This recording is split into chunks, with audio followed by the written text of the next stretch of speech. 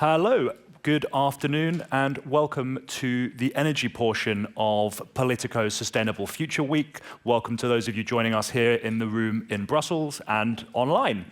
My name's Gabriel Gavin. I'm a reporter with Politico, and I'll introduce you to an exciting panel of guests, most of whom arrived 30 seconds ago and are catching their breath. We never doubted you'd join us. But I'd like to say, we will, for those of you actually present in the building, you'll be able to benefit from an exclusive question and answer session shortly after we finish the kind of introductory remarks. But I'd like to ask you to start thinking of questions now, and please, when you do raise your hand, just introduce yourself and mention where you work for the sake of transparency. Europe stands on the precipice of either a clean energy revolution or a climate crisis. We have coming through a range of technologies that many people sitting behind me today will say are silver bullets, whether it's hydrogen, whether it's grid electrification reforms, whether it's biogas. We have a whole host of options to decarbonize our energy system. But at the same time, we lack actual implementation of much of that. We stand at the start of, I think, a process that will define whether or not Europe meets the challenge of the climate crisis or not. And I want to talk a little bit about whether or not we're on track to be able to decarbonize our economy while also improving living standards, improving competitiveness versus the US, versus China. But also just to ask whether we've got the fundamentals right, because the decisions that are taken in Brussels, sometime once a month in Strasbourg, over the course of the next 4 years, will really define whether Europe kind of is able to lead that transition or becomes a passenger on that journey. So I'd like to introduce Siegfried Fries, who's an MEP for the Renew Party, for the Renew grouping, and a member of the ITRE committee. I would like to introduce Judith Curtin-Darling, the General Secretary of Industrial Europe. You've already heard a little bit from Michał Orłowski, Vice President of the Managing Board of Grupa Tauron, and also Matthew Baldwin, Deputy Director General at DG ENER with the European Commission. So I'll sit down. And why don't we start, Matthew, with you? We've heard, for the last 4 years, for the last mandate, we heard no end of discussion of the Green Deal. And then at the end of that political mandate, the Green Deal kind of became unfashionable. It got parked. You had the rise of right-wing parties across Europe that started to take aim at green policies, that started to question the wisdom of decarbonization.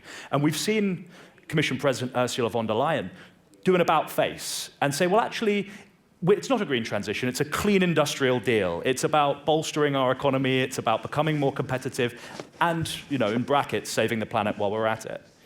I mean, is this a rebranding exercise? Does this stuff have substance? Is that substance filtering through to people in posts like yours? Well, thanks very much for that hospital pass. Nice to be with everyone today. In your opening remarks, you described us as being on a precipice, as if this was a positive place to be, and I don't think we are. I think we've done a tremendous amount over the last 5 years to bring a Green Deal, a European Green Deal, closer to reality. Indeed, one of the big focuses, and I think you've heard the President talk about this herself, is the need to really focus on implementing everything we've promised in terms of Fit for 55. And I would disagree that she's done an about-face or done a rebranding exercise. She's described several times, this is our new growth strategy. And talk to the business people in this room who've invested heavily already and will need to invest more in the green transition. She used the new phrase, I think, which, if you want to talk about rebranding, I think she's come with a sharp new phrase which talks about the competitive compass, which is picking up, of course, on the vital Draghi report, which everyone in this room will have read, right? Cover to cover. There's almost every phrase in Brussels now begins, as Draghi said, or occasionally, despite what Draghi says. But the 3 pillars that he's identified there of innovation and decarbonization and security are absolutely crucial in the context of energy. And I like to joke in these occasions, this is day 4 of the new Commission. And the fastest way to a very short career in the Commission is to speculate unduly about what the Commission is going to do, including in its first 100 days. But it is on record that we will come forward with a clean industrial deal, encompassing an action plan for affordable energy. And the goal here is to, in a nutshell, to make us more agile, to strengthen our capacity, to accompany everyone on the path through the energy transition towards climate neutrality. So thanks again for having me here. I hope that's a decent kickoff. I'd like to talk a bit more about our plans to phase out Russian gas and our plans to strengthen Europe's energy diplomacy, but that was my answer to your first question. Thank you. Well, fantastic. I mean, we've touched on the amount of political will for this transition. I mean, we've just been through a set of European elections that were quite bruising for some factions, that has seen an increasing questioning of the consensus around Europe's energy transition. Sigrid, do you think that there is still momentum behind this transition? Do you think there's still the political will to do it? And do you see that political will in both the Commission and the Parliament?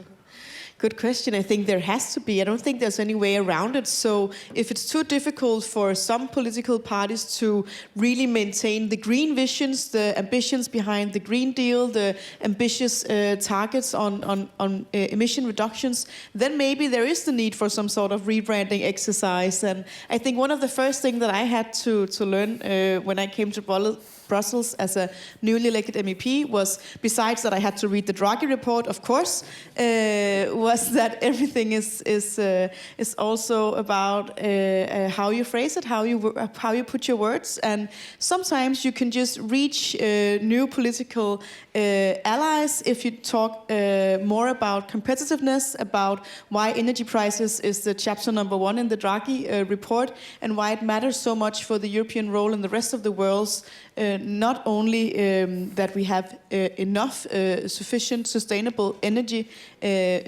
but also where we get our energy from and from who. We shouldn't be buying it anymore. Therefore, I'm very much looking forward to the presentation on how to end the import of Russian gas.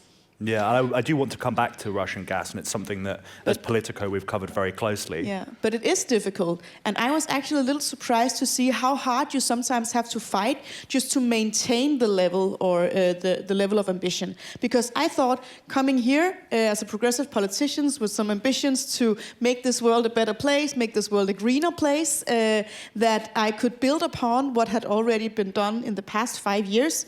But I quite soon came to realize that I had to spend a lot of my political capacity in the negotiation rooms just maintaining, just making sure that there is no backtracking on the ambitions from the past 5 years. Yeah. Yeah, and I mean, as Draghi says, if you're doing the drinking game, you can take a shot now. I mean, Judith, as Draghi says, you know, energy prices are critical to the EU having an economy in the future. I mean, this is decoupling the gas spot price from the bills that people pay. Energy prices are one of the big things hampering European competitiveness. Do you think that there's enough ambition in the proposals that we've seen so far, and do you think there'll be enough ambition in the proposals that we're yet to see to really answer some of those challenges for industry and to retain that competitive edge? Well, in responding to that, maybe first of all, I apologise. I am very December in my voice. This is just the result of microbes in Brussels. But to respond, I would actually link to the first question to Matthew, in that is it a change in the narrative, or is it a slight correction in the narrative? Because I think when you look in the detail, it's not about rejecting the Green Deal. Certainly from a trade union perspective, we're absolutely signed up to where we've got to get to. Yeah. We know where we've got to be in 2050. We know the roadmap that takes us through for 2030, 2040, but it's about the how. And the how is becoming more critical as the transition bites.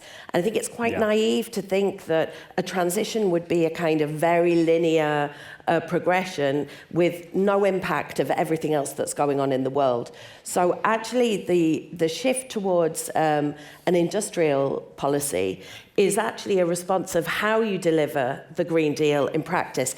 And that's what we've been arguing for since 2019 when the Green Deal was put on the table, because we had targets and ambitions, but without an industrial plan of how we bring our industries towards it. And the energy price crisis is an exact example of that disconnect between the industrial policy that's necessary to deliver the Green Deal and the ambition of the energy transition, and at the same time, the very relevant concerns that industries and consumers have across Europe in an extremely turbulent period. So we do need to shift the policy compass. I wouldn't call it a competitiveness compass myself, but I think we need to shift the policy compass so that we're actually responding to the challenges that we face as we embark on the transition. But that's not questioning where we've got to get to.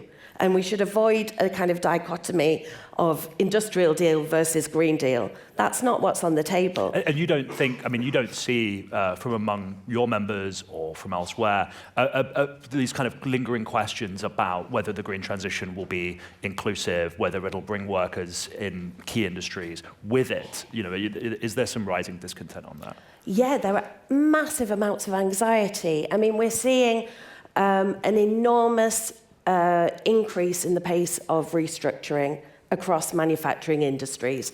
We're seeing deindustrialization. I think we should be very clear. Part of the reason why we were able to get through the last few years post the energy price crisis is because we had enormous cuts in production. We had the relocation of industries outside Europe. So that obviously creates an enormous anxiety. But what we're clear on as trade unions and as industrial Europe is this isn't a question of the Green Deal per se. It's a question of the overall framework and getting the framework right, and the absolute absence of an industrial policy at European level, which has been the big gaping gap for the last 5 years from our perspective. And I do want to get down the line, but I wanted to come back to you on that, Sigrid, just because, this is supposed to be the time that Europe finds its industrial policy, right? Is that something that you feel has been communicated well enough? Is it something that, moving from this message of we need to go green to we need to go green and make a load of money and everyone's life gets better, is that a convincing message, do you think? But I think it's something that people often ask in the street when you're around as a politician campaigning your message, that what does it mean to me? What does it mean to me as a citizen with an average paycheck that might be worried that when I turn up the heat this winter, how will it affect my cost of living, my private finances, my possibilities to provide for myself and my family? What does it mean for the jobs that I or the next generation will hold? But I think it's important to not put this as two things that are mutually exclusive. The terms of creating a sustainable economy, creating meaningful lives. We can see in Denmark, where I'm from, that almost 100,000 jobs are estimated to be created in the energy sector alone, and these are mainly created outside the larger cities and are related to all sorts of sustainable energy that we are at the moment accelerating a lot.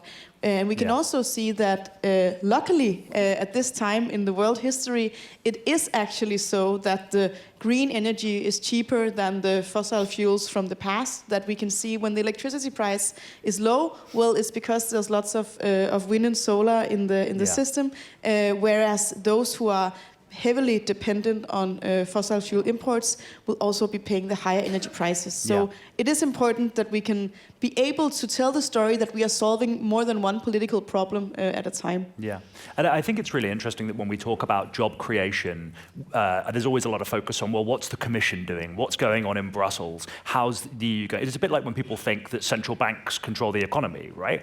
Michal, we've spoken a lot in the past about how much of this transition is going to be driven by companies and driven by markets and driven by investment. Do you see that the Commission is kind of getting it right when it comes to putting in place those and no interference with the witnesses, please. Do you think the Commission's getting it right when it comes to putting in place the right fundamentals for the market to start working? And do you think that it needs to get out of the way, or is the balance right? Yeah. So I think. Sorry, can you hear me well? Okay. So I think there are two levels. You're not hearing me. Okay. So I think we have to look at it as investors and as companies from the sector at two levels, right? So I'm looking at the regulation at the EU Commission level and then on country level regulations. And I think the regulations that were in place were okay for the period when they were introduced, meaning we had a relatively rapid renewable growth in the past. We've also introduced a capacity market, which helped to stabilize the system in the longer run. But I do not see that those needs need to be reinforced in the future, meaning that if we are to get to higher shares of renewables, more hours with negative pricing of electricity or zero pricing, we'll need new measures on the market. We'll also probably need a bit more facilitation on the side of PPAs directly with the customers, and then we'll need to attract new investments. And in our case, the important bit is the permitting process. And I've seen that at the EU level, we have the RED III directive, which already implements some of the facilitation that we would need in the space. We also have the renewable energy zones, which are due to be created in the member countries, and this will be for sure a step in the right direction.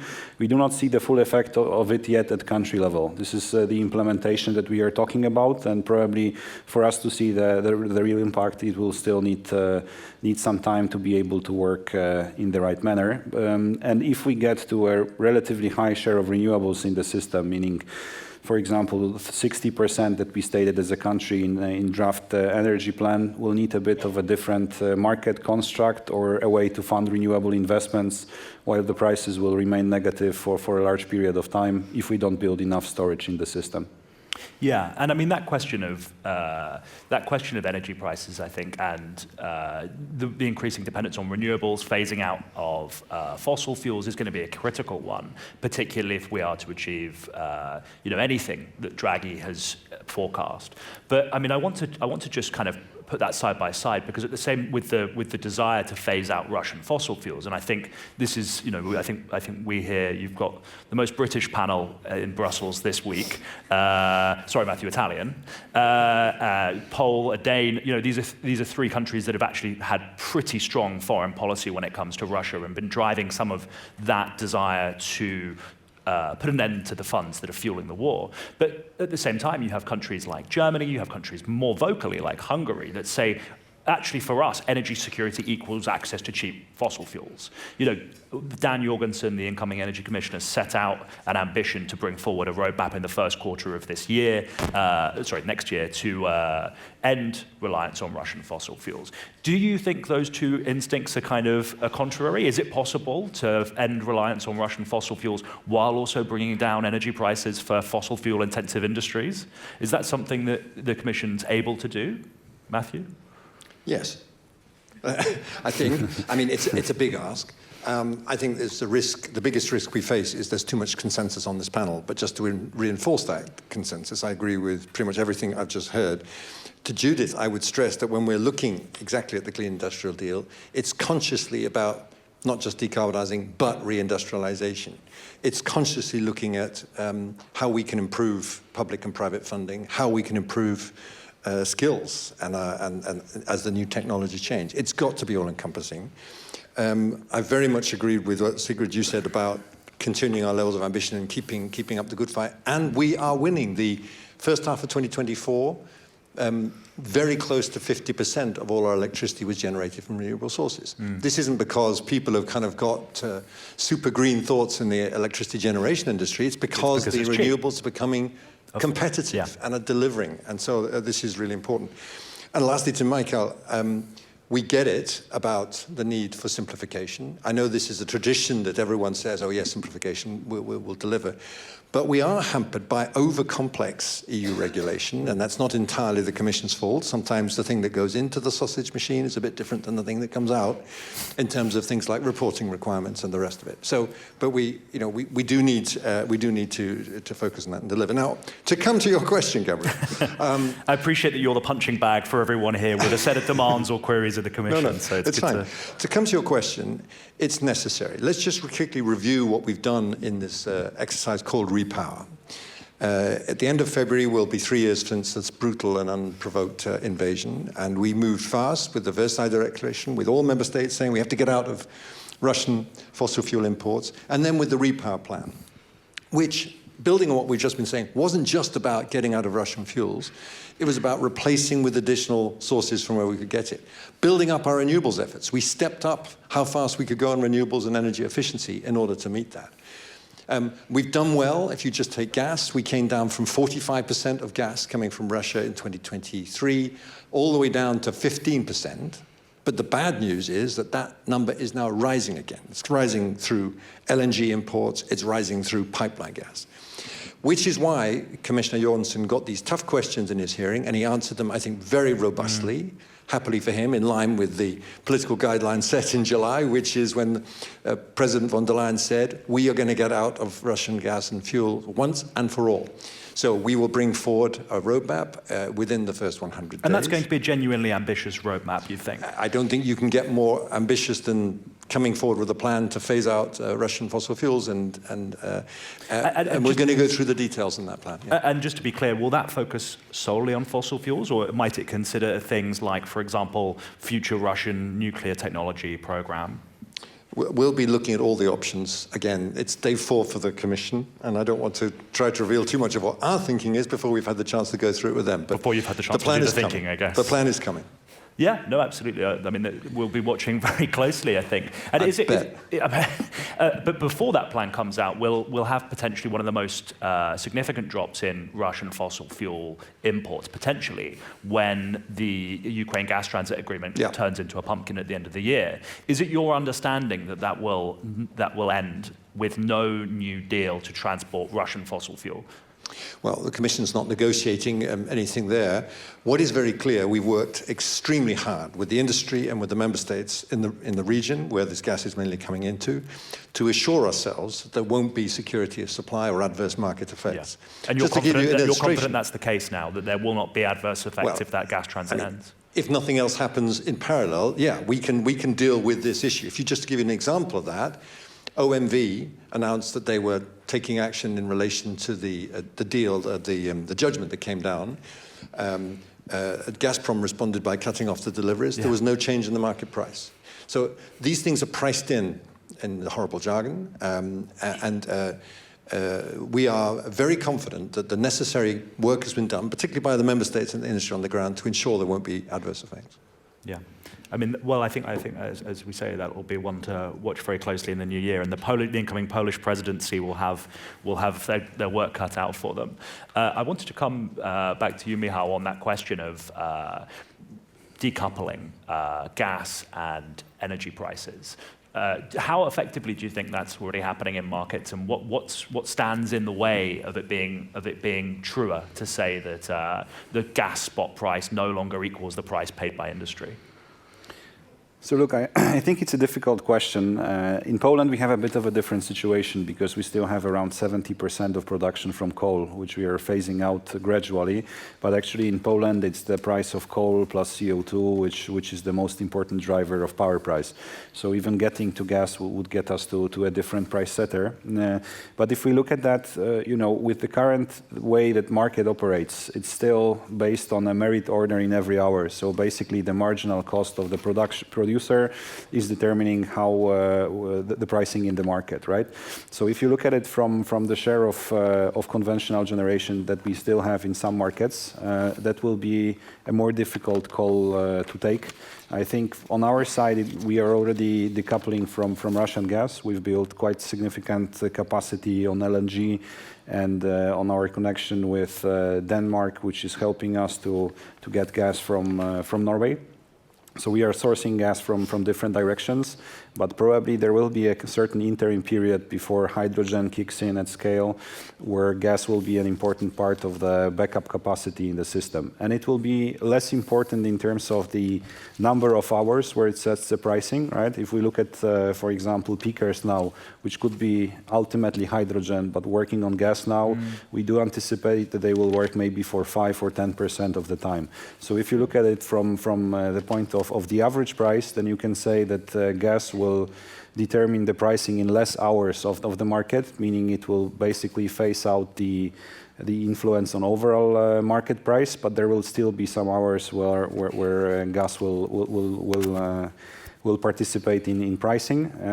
And once we switch to hydrogen, it's a bit of a different game, and it no longer matters what is the price of the fossil fuel. Yeah, and I mean, there was a period of time where everyone looked at Germany, for example, and marveled at this economic powerhouse and said, how does their industry work? And it turns out, obviously, it operated because it had access to cheap Russian gas. And that's somewhat imploded in the past couple of years.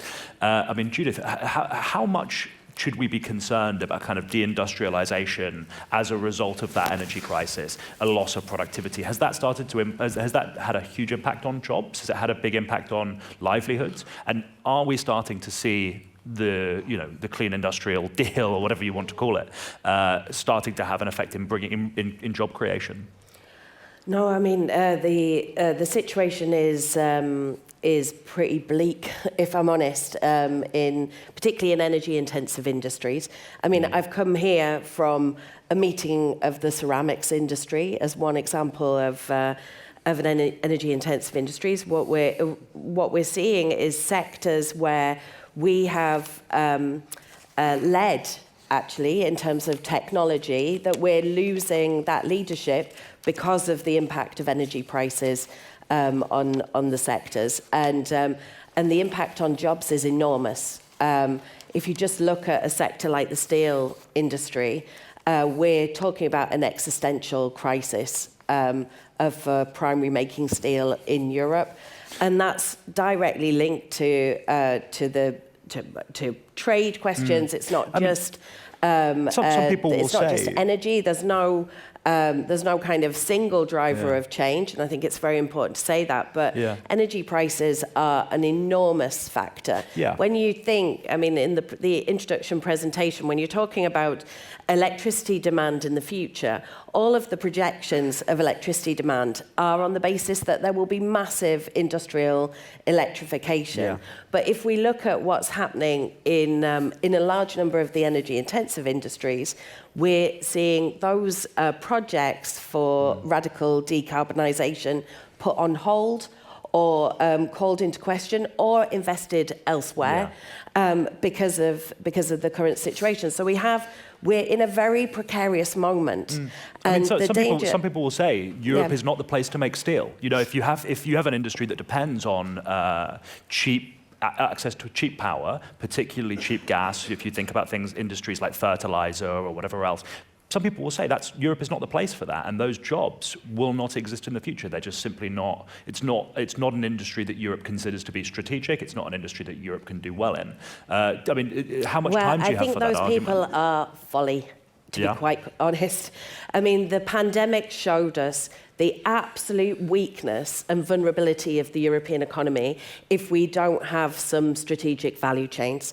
We're in the context that we have war in Europe, and the steel industry is a critical industry, not only for the energy transition, the amount of steel which is needed in order to deliver the Net Zero Industry Act's aims of 40% in wind, in other energy technologies, the nuclear rollout, all of these industries in the energy transition demand enormous amounts of steel and chemicals. I mean, this isn't only a steel issue, it's the energy-intensive industries.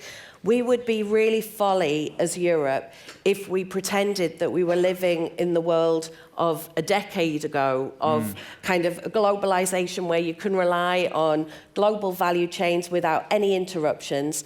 And I think the whole debate that came out of the pandemic about open strategic autonomy, about having some sovereignty, industrial sovereignty, energy sovereignty, also applies to these energy-intensive industries. So there are difficult political discussions to be had about how you put forward the investment framework, the policy framework, to ensure that we're not losing our foundation industries. What happens when you lose the foundation industry is you lose the value chain. that stems from it.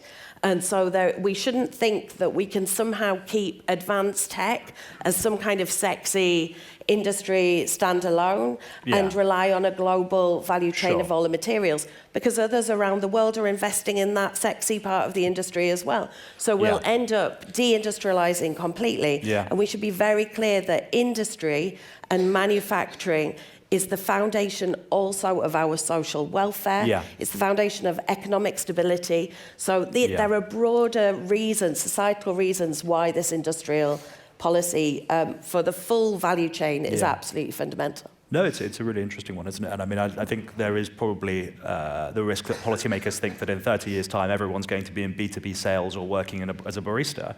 And I mean, that is the way that sometimes it looks like Europe's economy is going to go. I wanted to bring you in on that, Sigrid, not least because you unofficially represent the kind of Danish mafia that runs all EU energy policy. You know, we have an EU energy commissioner, Dan Jorgensen. We have a DG, Jorgensen, no relation. Head of cabinet is Danish. You know, so I mean, is there any lesson from the Danish context about this in terms of being able to clean up industry, keep industry, and move the economy forward while also going through this transition?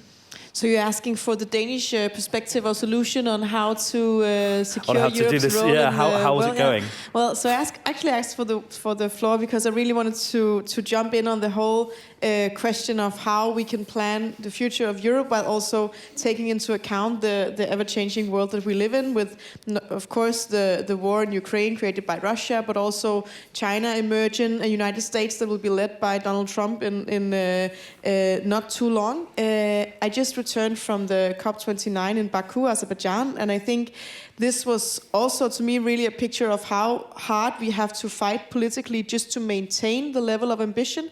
We could see how many of the oil states led by Saudi Arabia really tried to and succeeded in watering down a lot of the language on ending fossil fuels. And you have a host that says natural gas is a gift from God, and you Europeans are going to keep buying it despite your human rights concerns. Literally, the ground is burning, and when you walk by the harbor, you can smell the oil. It's that's some sort of a host country for a COP29 that leaves a lot of work to be done in Brazil next year.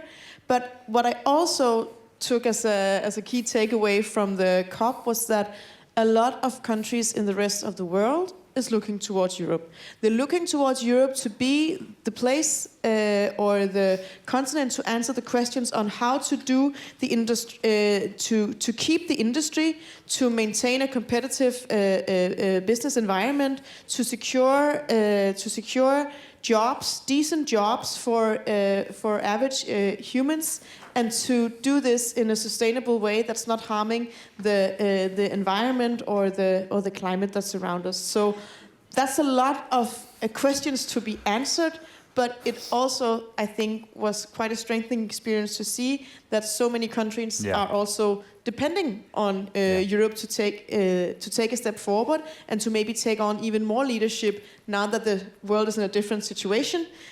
So I think there's a lot of work to be done by both industry, businesses, policymakers, and regulators to actually fulfill the ambitions that are needed at the moment. No, absolutely. I do want to give the audience a chance to ask some questions, but I thought I'd give you the final word, Matthew. I don't have a final word, an additional word, just to say how much I agree with you on this point. It was a difficult COP for those people who were there, but there is this sense of grinding forward. And to pick up what President von der Leyen proposed at the G20 in Rio, we now need to go global with the Energy Transition Forum. That we will have a global Energy Transition Forum, the GET-F, which is, I think, a very important coalition of companies and IFIs to really implement the COP28 commitments we made last year on the tripling of renewables and doubling of energy efficiency. And just to come back on this whole industrialization point, I entirely agree with what you said. We will need steel. It is, in the horrible technology jargon, a hard-to-abate sector. That's why we need to investigate things like hydrogen, not the magic solution for everything, but an important solution. So you do think that Europe will be making steel in in 2060, 2070? I think so, and I think we have to, is exactly as Judith said. And for the rest of it, the economy must electrificate rapidly. We look in the 2040 numbers about a doubling of the electrification rate, so we're going to come with an electrification action plan looking precisely at how we need to channel the clean investments across Europe. So we're on this. We're on this. Yeah. With that, I do want to get some questions from the audience.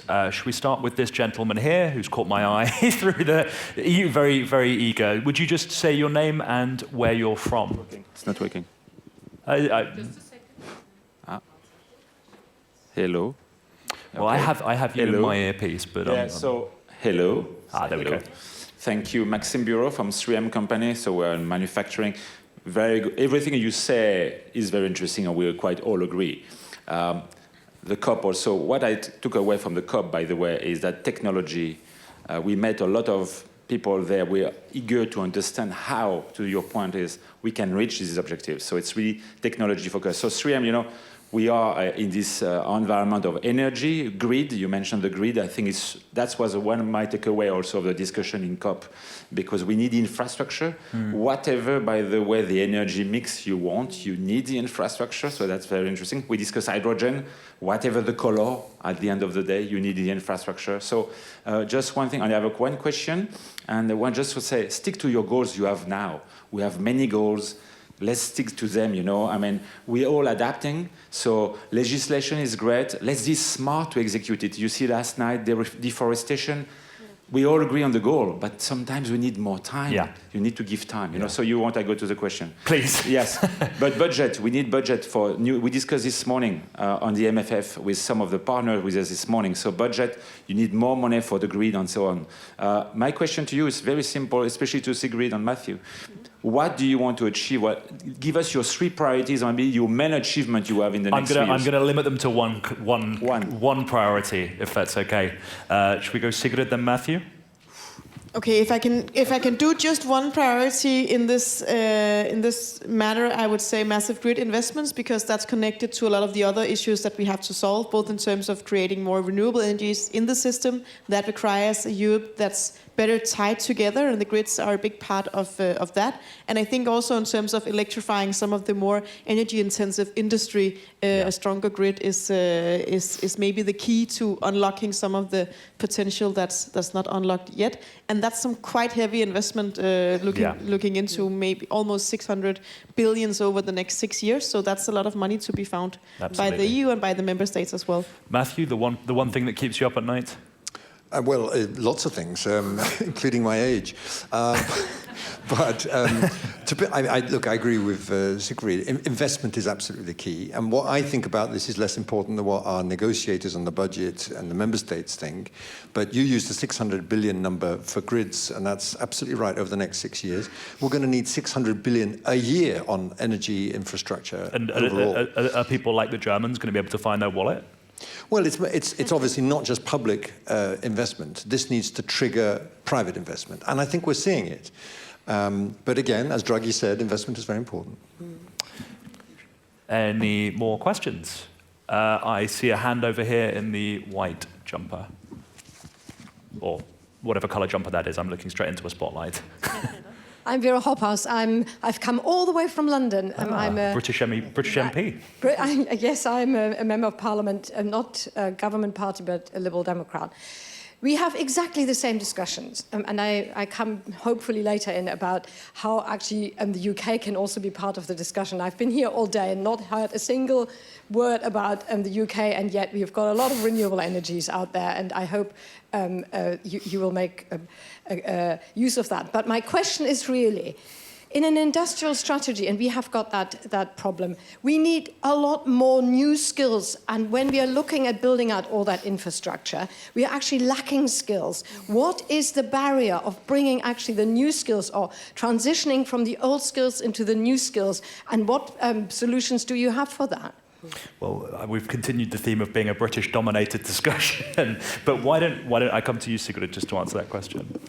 Yeah, it is a very good question, And because then maybe what we see Judith. right now, both in Europe, UK, and some of the other close cooperating countries like Norway, Switzerland, we are all facing some of the same struggles, and the skills that we need are quite specific, and they're very much the same. So I think Europe can do more, both in terms of upskilling the people that are already here, but also in terms, in my opinion, to be more open to bring in new skills from other parts of the world. Judith? Yeah, maybe to say on the first point on the UK, we're now entering this period of reset of the relationship between the UK and the EU, and the question of energy is clearly an area where there should be a lot of mutual interest, especially around the North Sea and around energy infrastructure and so on. So I would very much hope that energy is a big chapter in whatever comes out of the reset. On the question of skills, I partly agree with you, but what we fundamentally miss at European level, and we've missed it since the beginning of the Green Deal, is a real framework for the just transition alongside the Green Deal. So we have a pot of money, and it's assumed that if you throw money at the issue, then that will solve it. But that's not how you deal with labour markets. And what we need is a framework which ensures the anticipation and management of change, a framework which allows job-to-job transitions. We have some really concrete kind of bottlenecks in the transition of workers between sectors and also within companies. And the tragedy, actually, of the last few months is that we spent a year negotiating with our social partner in the gas sector on a framework agreement on just transition, which would have been a groundbreaking European agreement between employers and unions for the transition of the gas sector from today's gas sector to tomorrow's gas sector. And the hydrogen and the biomethane and everything else which will come with it. And at the last minute, the rug was pulled out from underneath us because of this question of what the debate about, is the direction decarbonisation, is the direction the Green Deal, or is there an opportunity to stay with business as usual? Yeah. And there is no business as usual solution for the labour market and for workers in Europe. So we really fundamentally need this just transition framework in the next coming months in order to deal with the skills question, because we have people in Europe who would be able to fill those skills gaps. We have thousands of automotive workers who are currently at risk of losing their jobs. And yet we have skills gaps and labour market shortages in other sectors. So we should be far smarter about linking this all up. But it doesn't happen by nature, and it doesn't happen just by throwing a big pot of money from the European level. Well, not least because there doesn't seem to be a big pot of money to start with to throw. Michal, you opened this session. I wanted to just add some practical points on that. I do fully agree that we need probably a bit of a more structured solution at the level of EU, but I do see some positive examples. We have a program of reskilling miners to actually do the wind turbine maintenance. They are underground miners rather than children, presumably. Yes, because they are actually used to extreme conditions, right, in a sense. They are not afraid of heights at the same point in time. So they were actually really good maintenance workers for wind turbines. We've also done a similar program on our power plant, which is due to be shut down soon. And there are probably 20% of the labor force you can reskill quite effectively for grid works, basically. And then probably there is a certain part which can also work in the district heating segment. So I would say at the company level and at certain initiatives, there are signs that you can really do that and it can work. But probably I fully agree that the bigger framework is missing now, and not all the cases can be solved at the company level, especially if you have regions where there is a lack of new work for people who are, for example, working in the only large power plant in the region, right? So it's not an easy choice, but for sure there are positive signs around that. Yeah, I mean, this has been a fascinating discussion, and I would love to, just kind of clear the afternoon agenda and keep having it. Unfortunately, that's above my pay grade, but I think we've probably ended up answering the question that we set out to answer. It feels like there's a lot of optimism about what this mandate, this commission can bring. I think there are still questions lingering over genuine ambition when it comes to harnessing private investment, when it comes to phasing out Russian fossil fuels, and whether this balancing act can be done to drive economic growth while also driving the green transition. And I think what we've all agreed is whether it's for workers or for the planet, I think we all have to hope that that balancing act can be achieved. I will have to end there, but I would like to ask everyone just to stay seated because my editor Corey Bennett will be coming out in just a few moments and will be interviewing EDF CEO Luc Rémont for what promises to be a really interesting conversation about nuclear and energy policy.